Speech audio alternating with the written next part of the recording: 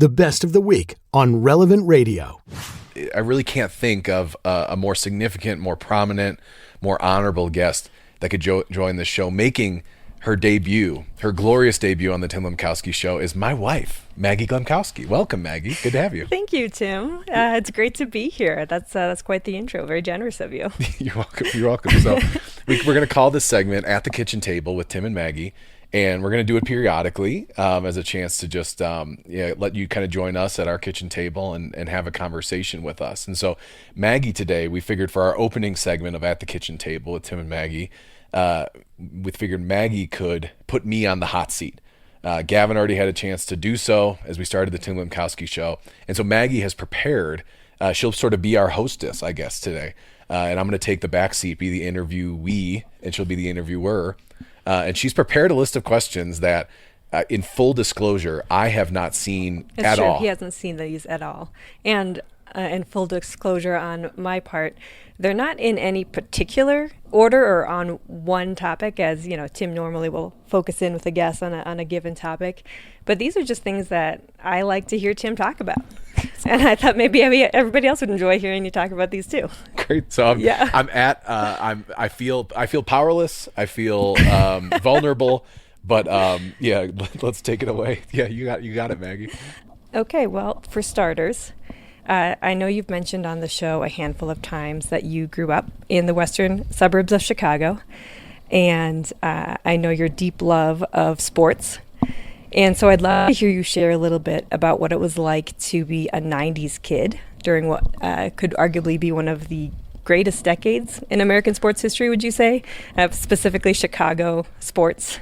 The Bulls were near and dear to your heart. We have our 8-year-old has one of those fact minds. He memorizes everything. And Tim has talked about how the Bulls, you just knew everything about them. So I'd just love to hear what that was like being in Chicagoland during that great decade. And then if it has kind of stuck with you in any particular way. Have you heard me talk about this theory publicly of my theory that 1998 was the peak of Western civilization? Yes, yeah. Okay, that's I won't go. For our listeners, this is like. Wait, no, I'm pretty sure you came to this conclusion after watching Parent Trap on a flight, and you were like, "That was it. That was the peak of civilization." I watched the Lindsay Lohan Parent Trap remake on a Southwest Airlines flight, and I think that's when this theory was born. Yeah, I do. Grew up in Wheaton, Illinois, and the 90s obviously had Jordan had 2 3-peats. First with kind of the B.J. Armstrong, Horace Grant team, and then, later with the Luke Longley, Ron Harper, Scotty was there for all of it. Dennis Rodman came in the last 3-peat. And I think there was something special. One of the things I miss about the 90s is we had a monoculture. Mm-hmm. The Chicago Bulls were world famous, mm-hmm. and everybody knew Michael Jordan. And I think it's like one of the things I miss. It's actually probably one of the things I still love about sports, or the Super Bowl, or the March Madness or something, is it feels like sports is the one place that we still have that sort of everyone is focused on the same thing together. So yeah, I mean, to understand me for sure is to know that I love the 1990s and the Chicago Bulls and Michael Jordan. They mean more to me than I care to mention. The Last Dance documentary came out a few years ago. I learned things about myself spiritually that have stuck with me very powerfully. So for sure, that's kind of my that's a good starting question for me for sure. I wanted to ask, will you share the little Ange story? Oh, the little Ange story. Oh gosh, of course. This is one of my favorite Tim Kid stories. Oh yeah, I should have known you were leading there. Yeah. So the year before the Last Dance season, Michael Jordan. So this is probably the most powerful spiritual moment of my entire life. This is the moment God came through for me most strongly. We're having some epic moments here, Yeah. My intro, the little Ange story. So my dad wakes me up in the middle of the night, and back then to get tickets to Bulls games, you had to go down to the United Center. What year are we talking here? So this would have been summer 97, I think, okay. Because it was the 97-98 season was their last championship season, the 6th.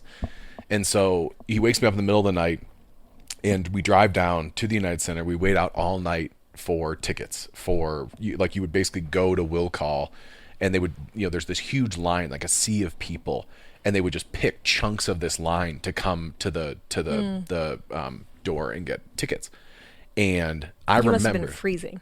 freezing cold. Yeah. Yeah, we're downtown Chicago in the middle of the night. I mean, it's not like an incredible neighborhood near the United Center, you know. So it's like standing there with my dad and all this stuff. We used to park at Malcolm X College across the street. You know, it was like our parking spots. We parked there. We walk over, and you know, devastatingly, they basically selected a section of people, the last section that was going to get tickets, and they cut it off like right next to me. Oh, like brutal! I was, Leaving the little kid behind. That's so rough. Seconds from getting tickets to the Bulls game. And so we go home devastated. I remember I go to mass, have a spiritual and existential crisis in mass. You know, why do bad things happen to good people? Is God real? All those things, you know, plaguing my 9-year-old heart at the time. And we go afterward. I had this great barber, this Italian barber. Golden Scissors was the name of the barber at the time, and it was just Wheaton, Illinois. It's like this suburb, but these were these awesome 3 Italian guys that ran the shop. And there was Big Ange was one of the Angelos there, and then Little Ange was my barber. Yeah, you know, okay. probably in his 40s or 50s or something, and kind of salt and pepper hair already. And he's cutting my hair, and my dad's telling him the story about how we went and tried to get tickets to the Bulls and missed out on it. And Ange is cutting my hair and just listening. End of the haircut, turns to a stack of newspapers. The Chicago Sun-Times, you know, I remember was sitting there, and he picks up this stack of newspapers, and underneath it are 4 shining tickets to a Bulls game that fall. And he asks, he said, hey, you know, one of my regulars dropped these off this morning. Like, would you and your dad want to come with me and my son to a Bulls game this fall? Amazing. So I got to sit. It was next to the right next to the locker room where the Bulls came out. So I got all their autographs. Even Tex Winter, famed architect of the triangle offense, and all that. So it was an incredible moment of my life. Thanks to Little Ange. Now he's in Winfield. If anyone's in the Chicagoland area, Little Ange is still cutting hair. Same barbershop name? No. It's like Winfield Barbers now or something like that. Everyone look him up. Yeah. That is just one of my all-time favorite stories. I feel like there's like life lessons, spiritual lessons to be learned in there. It was the moment I think it solidified my faith. I think that was, you know, I knew the Lord was real and that he loved me, and yeah. That's great. Okay, shifting gears a little. I think on a show recently you mentioned that this past fall we watched Band of Brothers for the first time. Yeah. And there's so many aspects of that show that would be worth unpacking and reflecting on, and what we were inspired by in it. But one of the things that I particularly was drawn to was the actual brotherhood that was displayed in Easy Company. And I'd love to hear you reflect on, what do you think is necessary for a true brotherhood to be experienced amongst men? Yeah, this is why it's perfect that you're interviewing me, because you know all my life. like these are all the perfect questions to like get me to these would be things I would never talk about, but I care about so exactly. deeply. Yeah. So first of all, the show, I was resistant for years because to me it was almost like I resist a little bit that image, like a false image of masculinity, where it's sort of like you know, that I think that Christian manhood is not, you know, is different in some ways than we think. So for me, one of basically the most powerful experience of my entire faith journey was discovering a household at Franciscan University of Steubenville. And, you know, I think men are rough on each other. I think all men are insecure and worried about, am I enough? This is like the deep question that sits in the heart of every man. It's like, am I enough? Can I like cut it? Can I do it? And we cloud over that question by basically trying to adopt personalities and external, you know, artifacts of masculinity, whether it's like a certain type of car or a number on the bench press or whatever, that will basically fill that void in us of, am I enough? And this void in reality can only really be met by the Father. Only Jesus and the Father can tell us we're enough, and we see that in the light of the Holy Spirit. But then the beauty of that is that there is actually a possibility for male friendship to not just be about Cain and Abel competition, but to actually be about like vulnerability and authenticity and accountability. And I've discovered that with certain men in my life. Currently, I'm in a small group that's been incredible, kind of witness to that, of men here in Denver. But certainly in college, it was like we had this household system where all the students live in Christian fraternities. And I was in a household called Lion of Judah.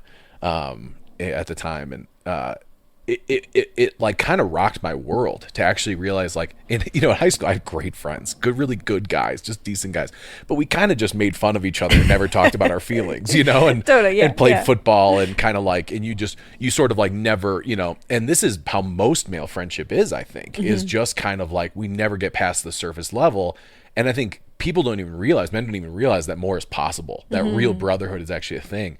And you see it in Band of Brothers, kind of modeled of this, like, St. Thomas Aquinas says, love is willing the good of the other. And when men can actually do that for one another in friendship, agape type love, which is, the deepest level of love and friendship, like, to me, that's in some ways, I don't know, I feel like that will save the world. Like, I think male loneliness and male isolation, and men not being known as they are, and not being able to be loved as they are, and feeling like they have to be fake something or whatever, is like, one of the most sort of destructive dynamics, I think, in our culture today. It used to be different, right? Like my grandpa, like the amount of community that he had on the south side of Chicago, back at the Yards neighborhood, through the parish, through the neighborhood, like it is an anomalous problem to our culture, how isolated men are today and how little they are actually known by the men around them.